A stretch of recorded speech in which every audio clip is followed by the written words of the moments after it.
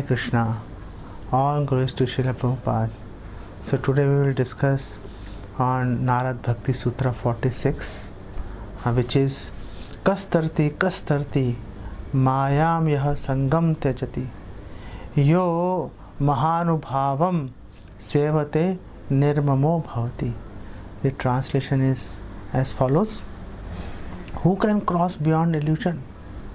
One who abandons material association, serves the sages and become selfless. So let's invoke the blessings of Purvati Acharyas and Srila Prabhupada, Chaitanya Mahaprabhu before we start discussing this. Om Gyantimirandhasya Gyananjana Shalakya Chakshur Unmilitam Yena Tasmai Shri Guruve Namaha Shri Chaitanya Manobhishtam Sthapitam Yena Bhutale Swayam Rupa Kadamayam Dadati Swa Padantikam. वैराग्य विद्या निज भक्ति योगा शिक्षार्थम एकः पुरुषः पुराना श्री कृष्ण चैतन्य शरीरधारी कृपाम्बुधिर्यस्तम अहम प्रपद्ये. Hare Krishna. So having suggested that one should take association of devotees, and that association of devotees amogha is infallible, it never goes waste, one will always achieve the desired goal. And in fact Srila Prabhupada makes a statement that even if somebody takes devotee association with half-heartedly, still he will be forcibly he will be taken back to Godhead. That's the power of devotee association. And however, Sri Narad says that the impediment in taking devotee association and relishing devotee association and taking full benefit, the impediment is basically asat sangha. And this asat sangha, Sri Narad says, well, it is sarvatha ev tyajya, that it should be renounced, it should be given up with all efforts, from every angle it should be given up. And then Sri Narad warns us that if we are reluctant, if we are lax in giving up the asat sangha, bad association, then what happens? Then we fall prey to lust, anger, loss of memory, loss of intelligence, and then sarvnash, means total destruction, total calamity. So these are the results. And what happens? Sri Narad says that these avgunas, or these bad, these dukkhas, these sufferings in the form of lust, anger, etc., they come as huge tidal waves, and they basically knock us down, and all these waves, they merge into a vast reservoir of water, which is popularly known as Bhavasagar, or the ocean of miseries. And who is drowning in that ocean of miseries? Us, the jiva, the conditioned soul. So having said that, so now Sri Narad is saying, Kastarti, who will be delivered? Who will be delivered? He is very anxious. He is very anxious for us. He knows for a fact by his own personal experience, as he served the devotees, the Mahajanas, the Mahatmas, as son of a maidservant, and he got to become Narada, who can, without any foundation, who can travel within spiritual and material world. And we find the example of Sri Narad going to Dwarka to see Krishna He doesn't have to take permission from anybody, including Krishna. He has that permission. He has got that free pass because of serving the Vaishnavas, the Mahatmas, the saintly persons. So he saw, he went in so many palaces, and he saw Krishna enacting different pastimes in each of the palace. So that is the power of Sri Narad, and he knows that how he got that power, and he chose to serve the Vaishnavas, the Mahatmas. That is why he says that Mahanubhavam Sevate, that you serve the Vaishnavas and you give up, you renounce the Asatsanga. Earlier, Sri Narad is saying that Asatsanga should be given up. Now he is saying, now it is time to act. Don't just keep gathering theoretical information. Now is time to put the knowledge that you have gathered into practice. Now you actually go ahead and give up the bad association and associate with devotees, and to take full advantage of devotee association, the service, serving the Mahatmas, and to successfully give up bad association, you have to be nirmam. In generally speaking, nirmam word is it has negative connotation. People use the word nirmam as if it is hard-hearted, so as to say nirdayi, that one who doesn't have mercy. But actually, nirmam word is a very fine, beautiful word.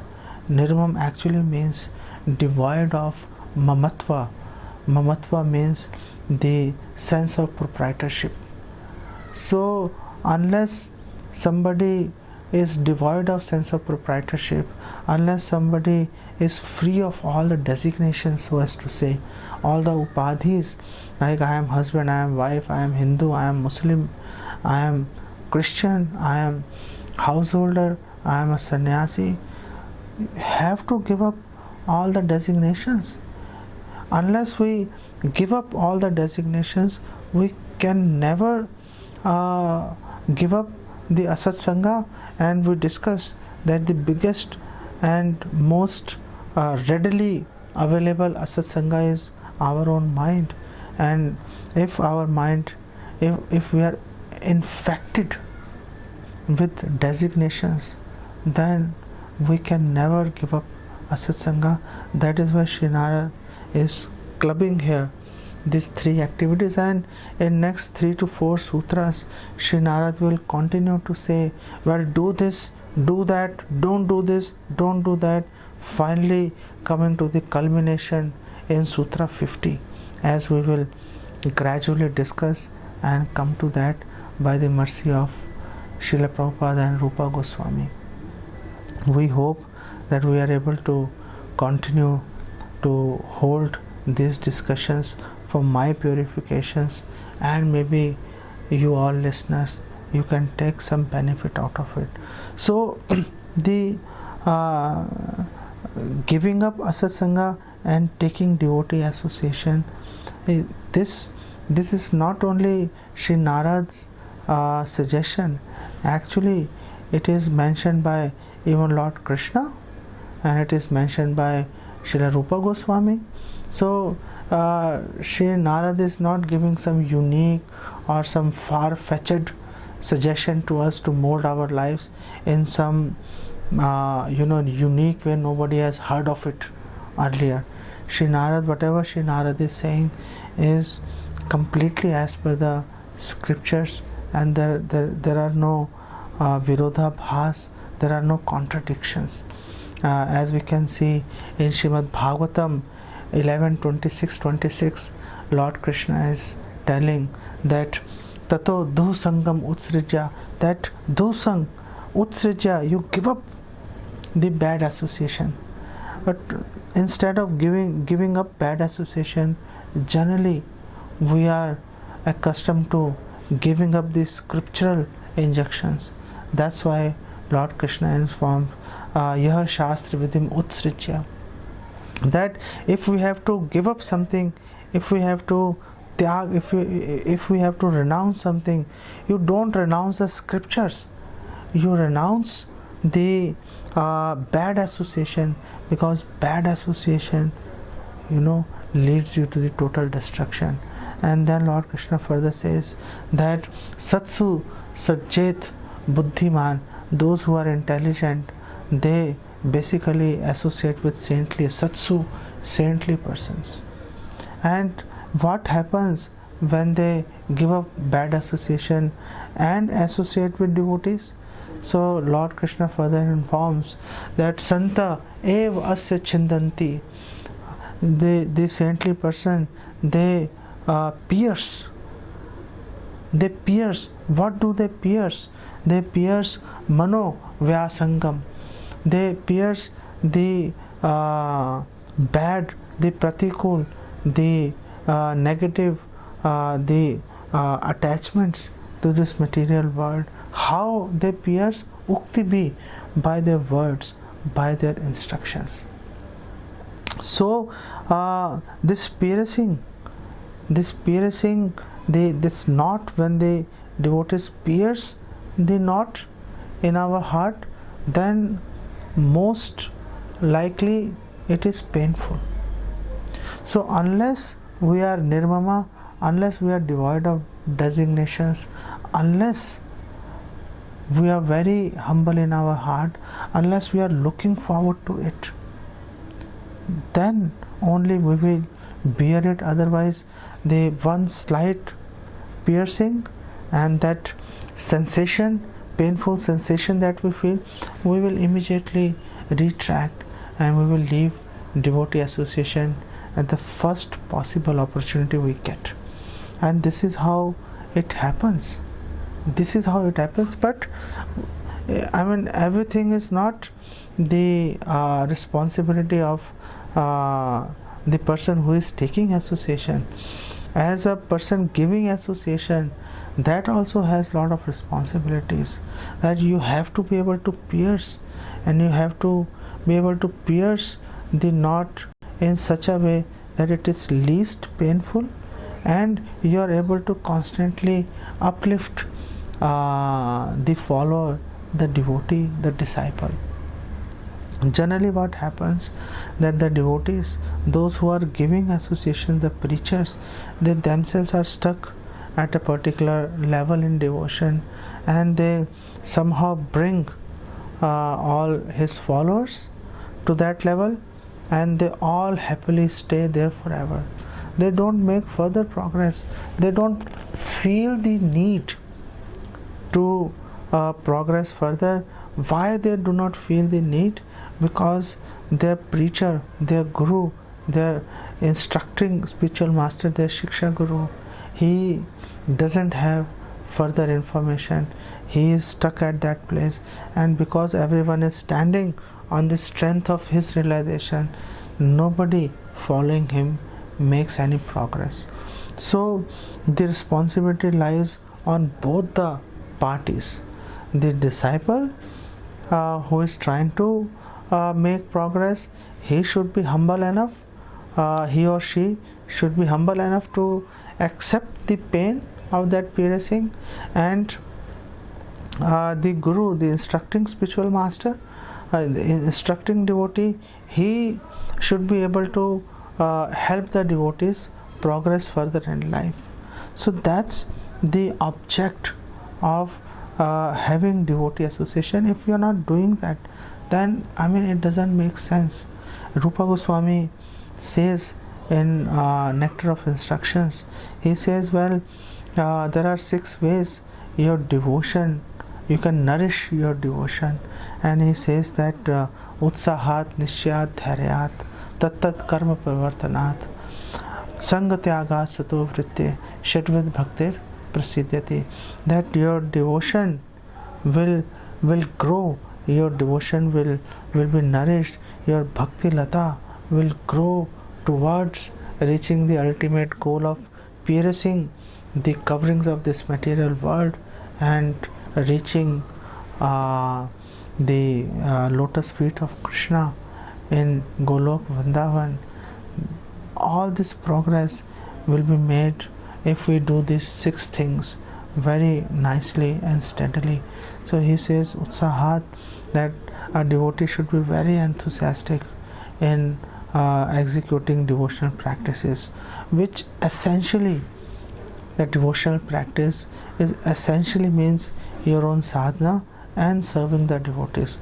Essentially, that is the, if you want to sum up the devotional practice, this is what it means. You do your sadhana and serve the devotees. Do your sadhana, serve the devotees. You do these 2 things properly, it is, your success is assured. However, only enthusiasm alone is not sufficient. You have to have drid sankalpa. You have to have fixed determination to be able to remain enthusiastic and to be able to continue executing devotional service, because you yourself might have experienced that when we joined ISKCON, when we joined the devotional service, we got some wonderful taste. Now suddenly we can no longer taste that rasa, and we struggle for a better part of our life, our devotional life, to be able to again taste that rasa. Krishna deliberately does that. Krishna did it with even Narada in his previous life, when Sri Narad, after his mother passed away, when Sri Narad was meditating in the forest, and he was looking at Krishna inside his heart. Santa Sadaiv Hirdeshu Vilokyanti. He was looking, and suddenly Krishna vanished from his heart. So he became perturbed. He opened his eyes and he saw Krishna standing there. So immediately he offered obeisances, and then Krishna blessed him, and then Krishna told, look, I have given you darshan, now I will not meet you now again in this life. Why will you not meet me? What have I done? Have I done anything wrong? No, I want to nourish your this intensity, this urgency of your devotion, your feelings towards me, and that is why I will not meet you. And we do not know, but Krishna definitely knows that the intensity of feelings in separation is much higher than the intensity of feeling in sambhoga, in meeting with the beloved. And to glorify the devotional service in separation, Krishna left Golok Vrindavan. He decided to live in Mathura for some time, and then eventually in Dwarka. That's the glory. And when Uddhava visited Braj, and he saw the plight of the Brajvasis, he went back and he said to Krishna, no, you must go there. They are all going to die. Why are you not going there?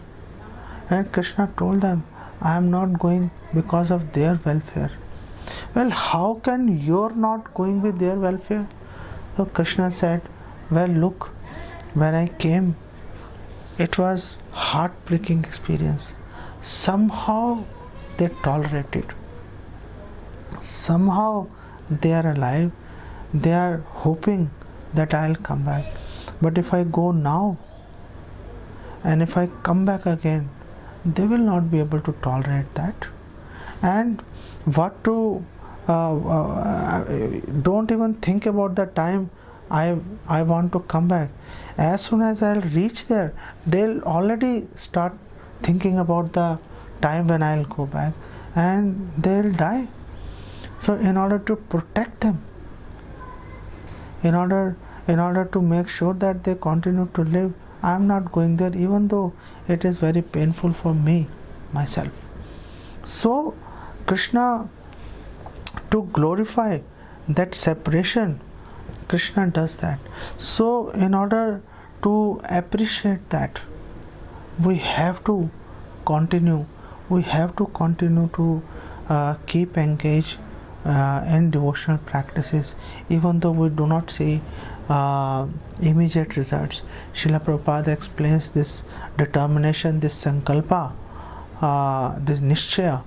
Srila Prabhupada explains in purport to Bhagavad Gita 6.24, where he talks about a sparrow whose eggs were washed away by the sea, and when sparrow approached Samudra sea and asked her eggs back, and Samudra didn't pay, the sea didn't pay any attention, and the sparrow warned the sea, the vast sea, that I'll make you empty by taking all your water and I'll throw it elsewhere. And the sea laughed at this futile, apparently futile attempt of the sparrow. Sparrow was undeterred. She started picking sea water in her beak and she started throwing it away. All the birds and animals, they were looking at it and they were making fun of the sparrow, but she was undeterred and she continued to do that. And the news soon reached Garuda, the carrier of Lord Krishna, and Garuda came to her help, and Garuda told the sea that, look, if you don't give her eggs back, then I'll ask my little sister the sparrow to sit and relax, and I will take her job and I'll empty you, and I can empty you. And the sea became fearful, and the sea immediately gave the eggs back. So let the whole society make fun of us. Let our friends and family, they mock us, they ridicule us. Well, don't be bothered. I mean, we are on the right path. We are Rupanugas. We are following the instructions of our acharyas. We are trying to please Chaitanya Mahaprabhu, Sri Krishna. We are trying to please Srimati Radharani. Why should we be bothered? We should be thinking about their welfare who are not following. But we should never doubt what we are doing. We should actually be very enthusiastic, utsahat, and with fixed determination.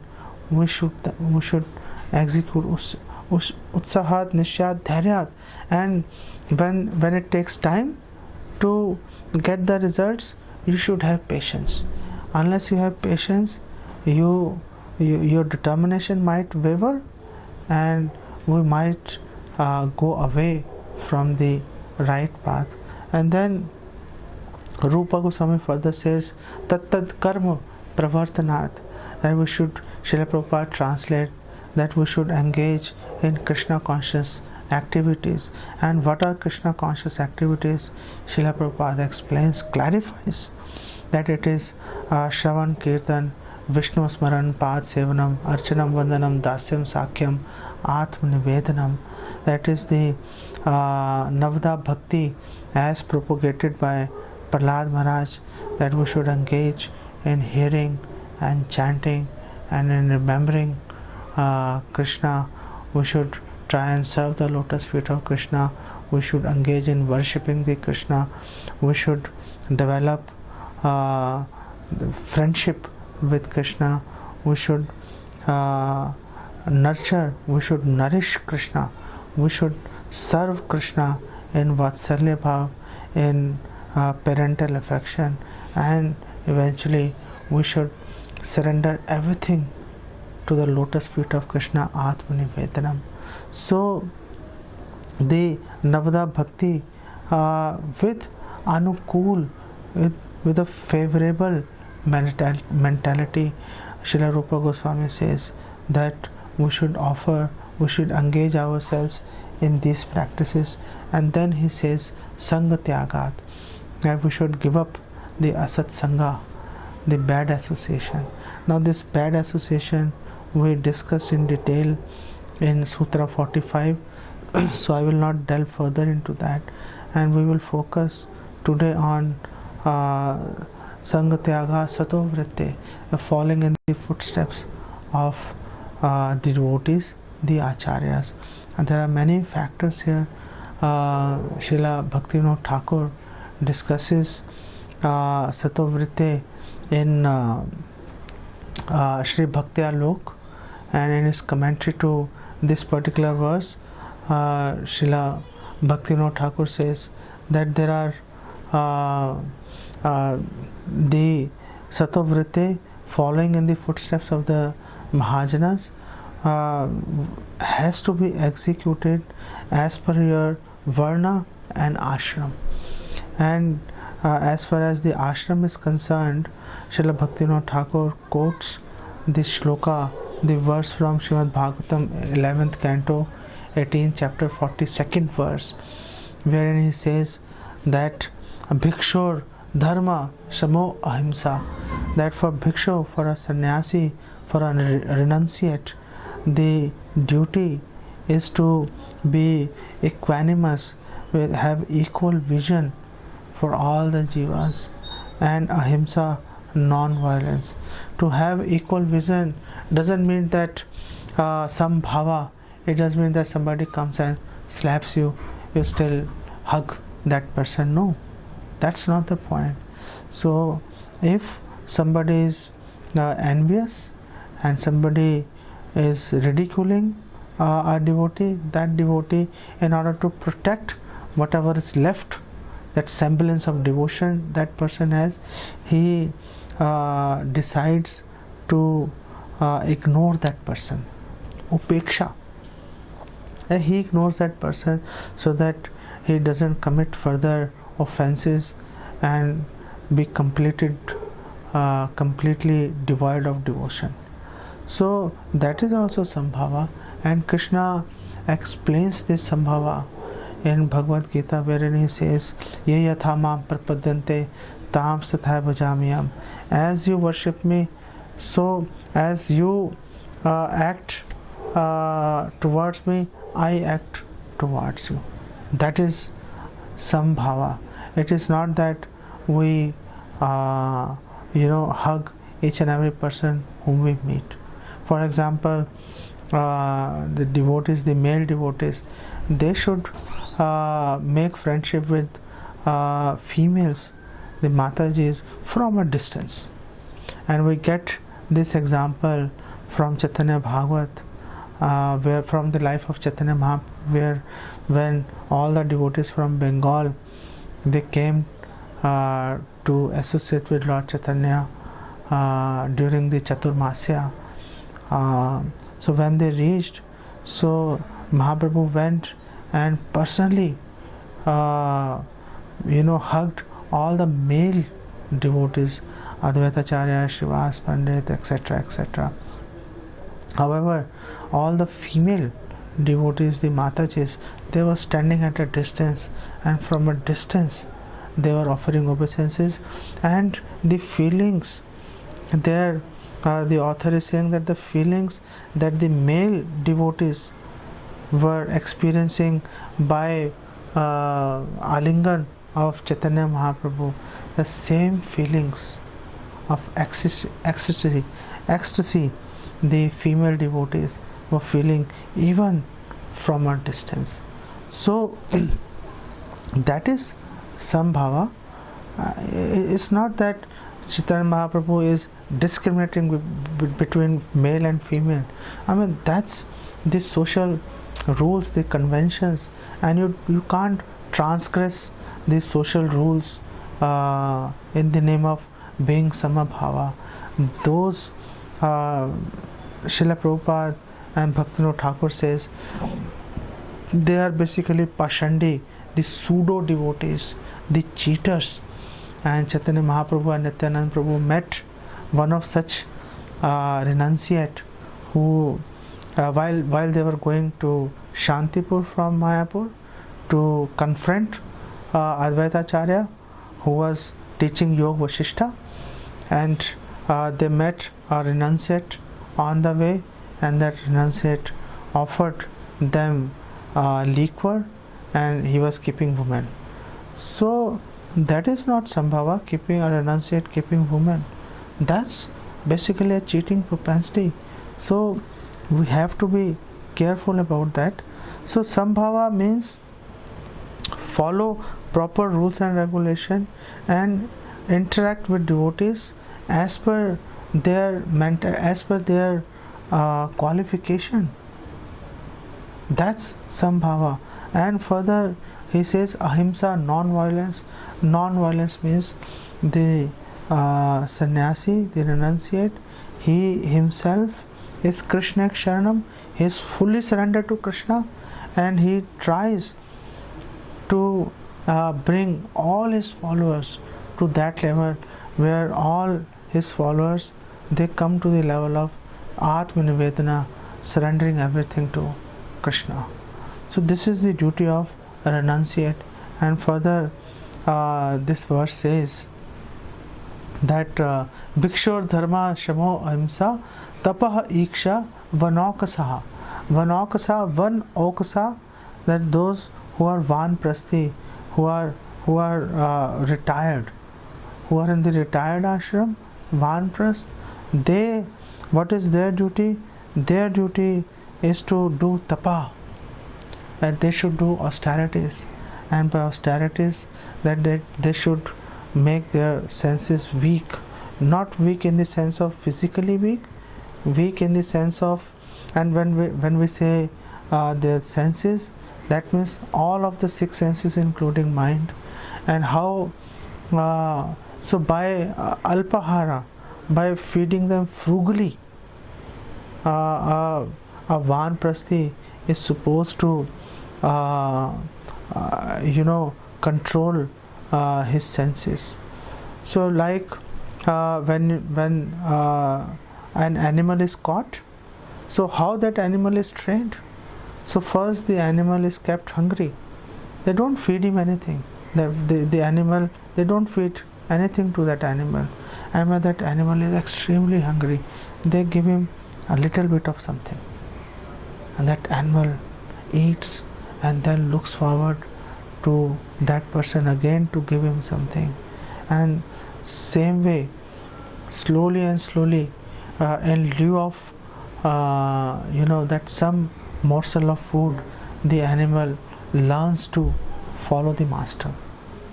So that's how we need to do with our own senses, that we feed them little bit and then keep them hungry, feed them little bit and keep them hungry, and slowly and slowly like that the senses become shithil, they become devoid of any strength to influence the sadhak, and then the sadhaka, the vanprasthi, the devotee can easily engage his senses in the service of Lord Krishna.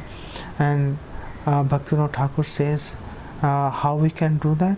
He says, well, you start with observing Ekashi for 3 days. That you start Ekashi from Dashmi, that you have Alpahara, and then you keep awake the whole night of Dashmi. Then Ekashi you remain Nirahar, and then it's not that on Dwadashi you break all the records of eating. You again have Alpahara and keep engaged in the services like chanting and reading scriptures. So start by doing that, and then you take up this level to a month.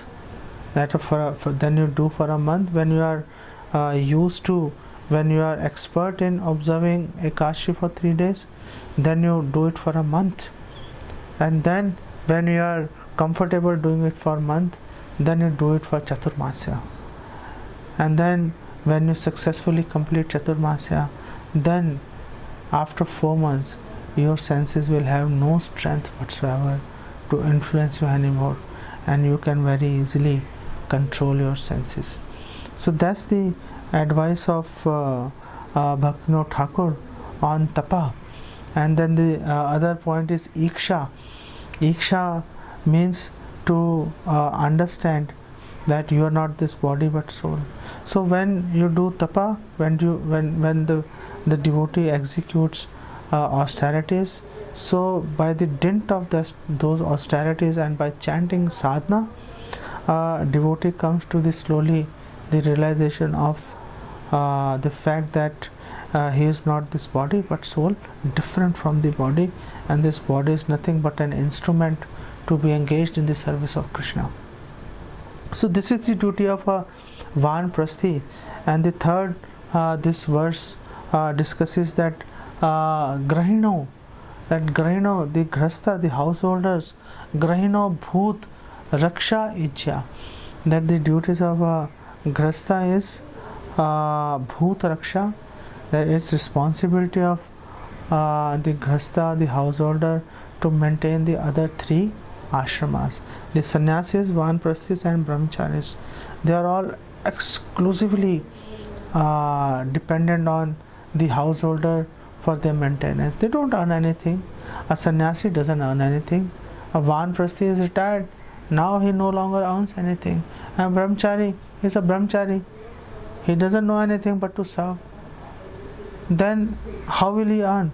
So the earning, the responsibility to earn rests solely with the householder, and that is why it is the responsibility of the householder to maintain the other three ashramas.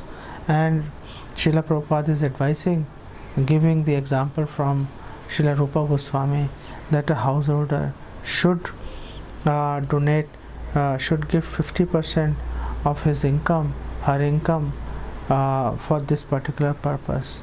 And it is not sufficient that you give donation on any particular purpose, any occasion you give donation.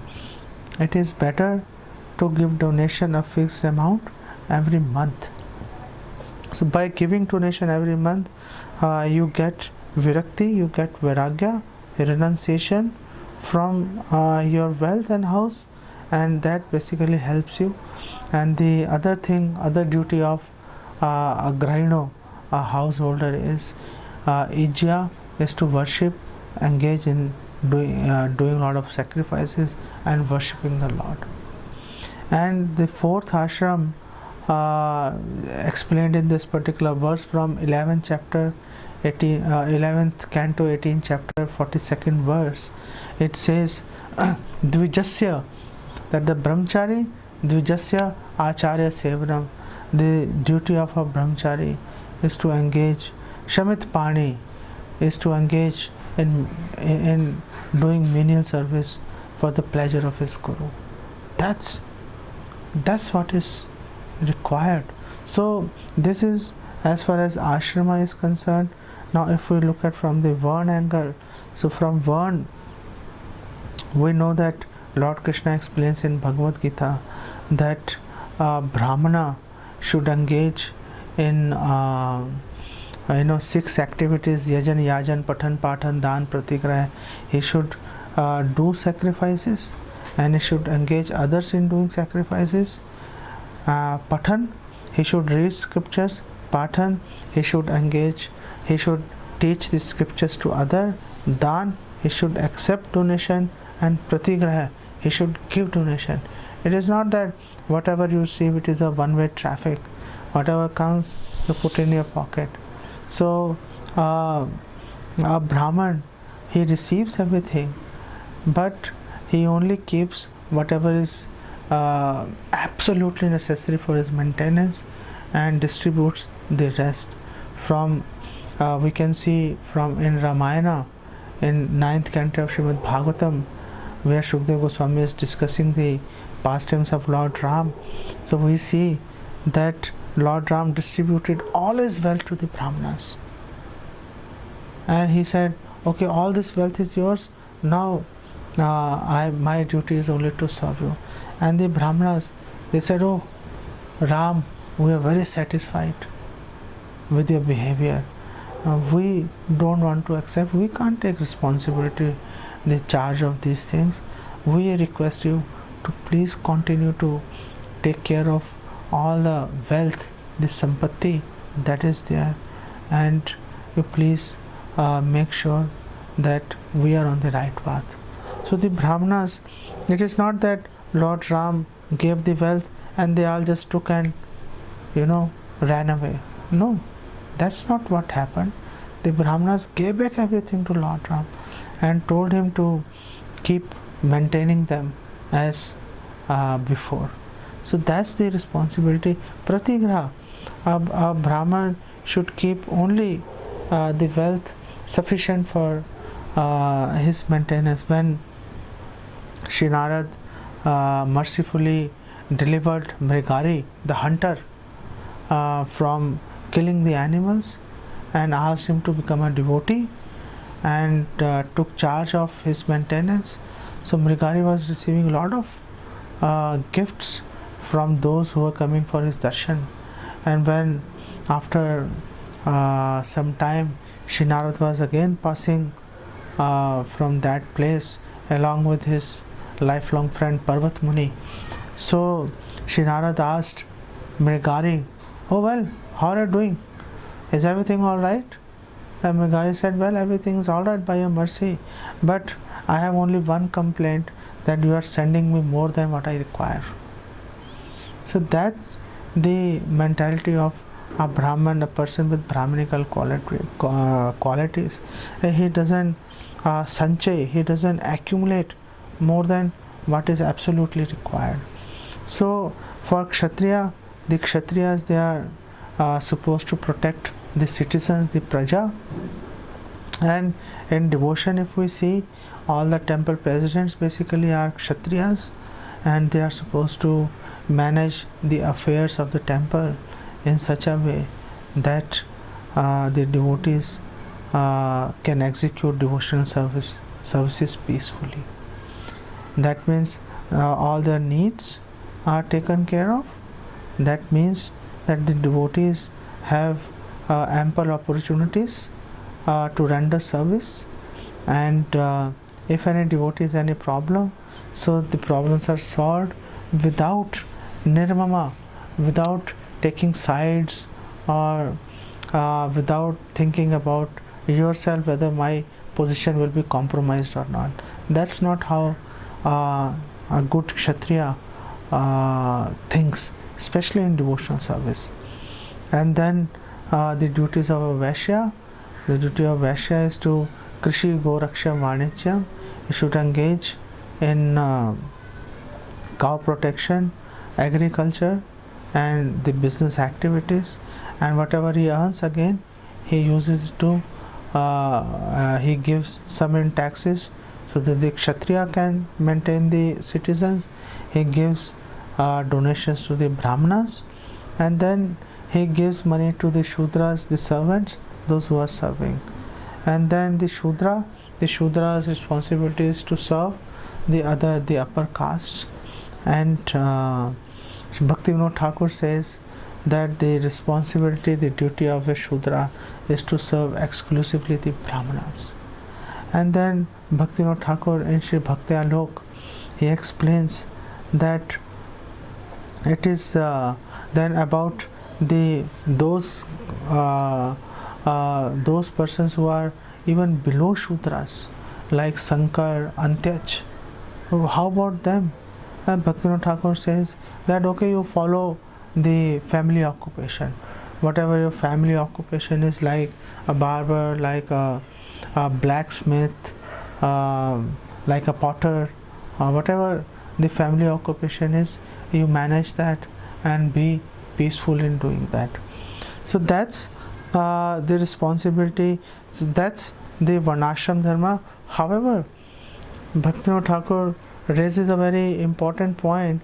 Bhaktivinoda Thakur says, well, when Lord Chaitanya was discussing with Ramanand Rai, and he was saying, okay, tell me the goal of life, sadhya, and Ramanand Rai said, well, to follow Varnashram Dharma is the goal of life, and by following Varnashram Dharma, to please none atya, na anyat tattosh karanam, that if somebody wants to please God, please the Lord, then the nan atya, there is no other way but to follow the varnashram dharma properly. And Lord Chaitanya said, well, eho bhaya, this is external.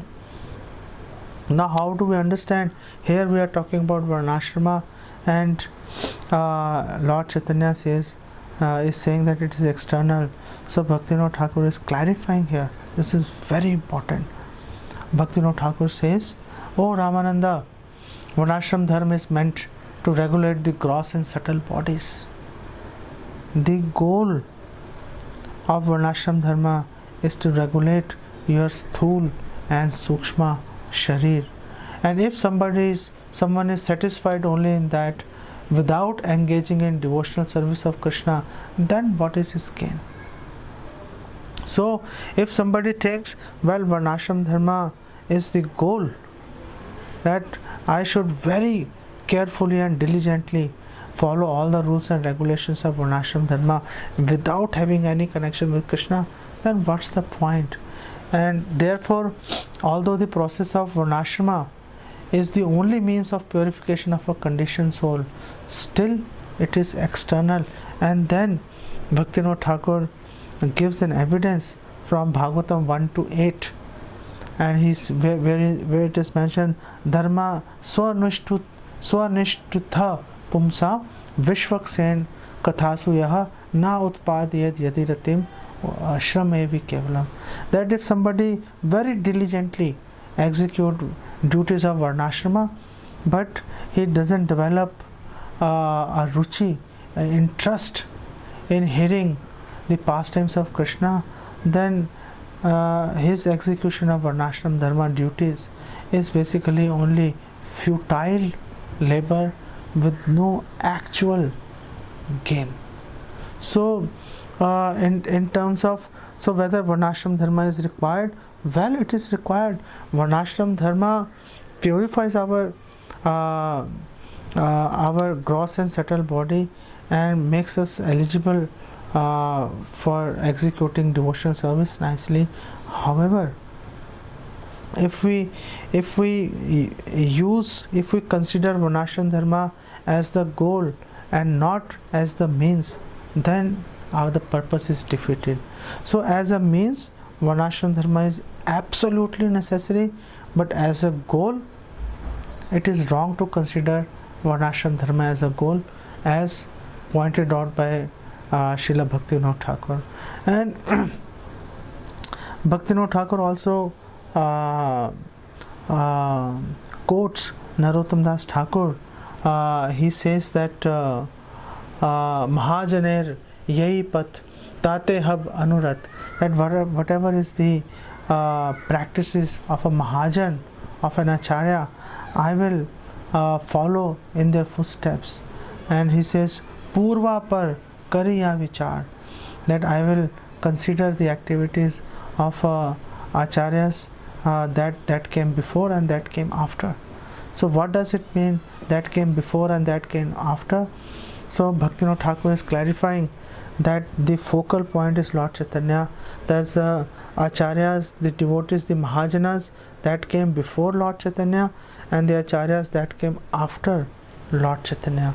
So Bhaktivinoda Thakur is recommending here that a sadhak, a devotee, should give preference to Lord Chaitanya and subsequent Acharyas in comparison to the Acharyas, the devotees that came before Lord Chaitanya.